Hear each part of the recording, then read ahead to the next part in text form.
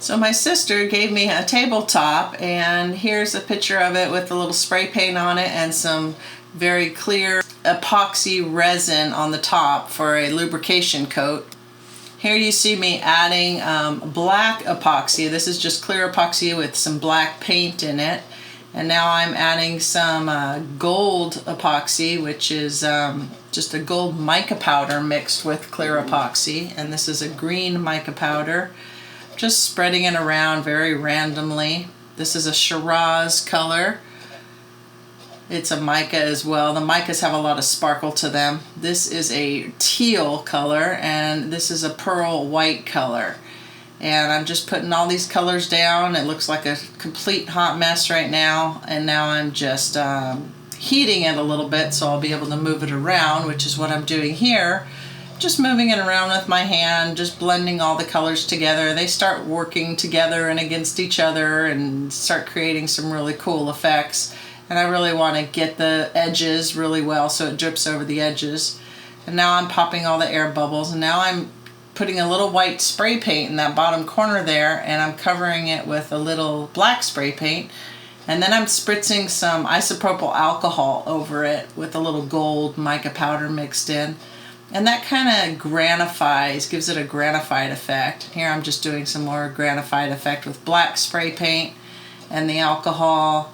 And I'll probably do it in a couple more places before I'm satisfied with the look of this piece.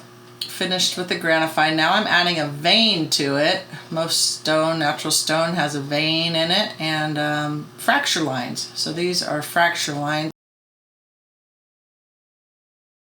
I'm not super happy with the wiggle down in the corner there, so I think I'm going to take a paint stick and kind of smooth that out a little bit, and that'll just blend and meld and move.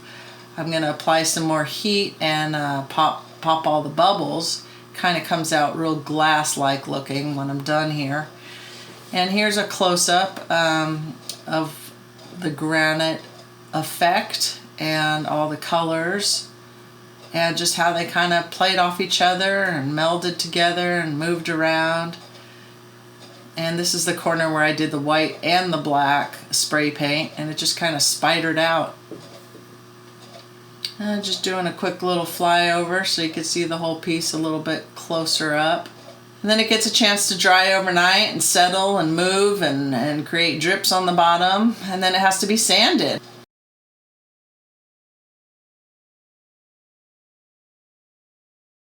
It looks like I'm ruining the whole piece, but I'm not. I'm just giving the next layer something to bite to. This is the next layer. I'm just troweling it out with a little square notch trowel. It's just a clear coat. There's no color in it, so this makes it real food safe if you're using this as a countertop.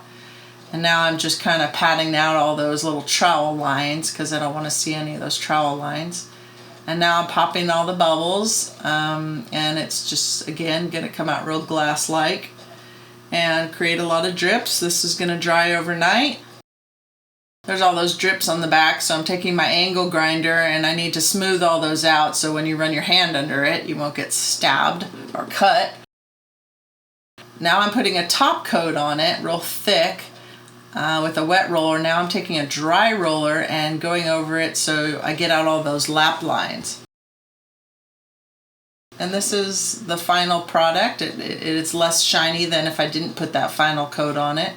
But you could still see all the sparkle in it. If you put it in the sun, you could still see all that mica powder sparkle pops off of it. This stuff is super, super durable. As you can see here, I'm just throwing some alcohol in there and torching it. So you could heat this up to like 500 degrees. Or put a hot pot on it and then touch it right away, and it won't burn the counter or your hand. And now I'm going to try and scratch it with a screw head here, and it just does not mar at all. It doesn't penetrate the surface, and I don't have a hammer, so I'm using this handy dandy torch. As you can see, using the torch as a hammer, it doesn't break. If you did that on stone, it would certainly break. And here it is back in my sister's house on her table, and it looks great and she loves it. She's happy with the colors that matches her decor, and I thank you for watching.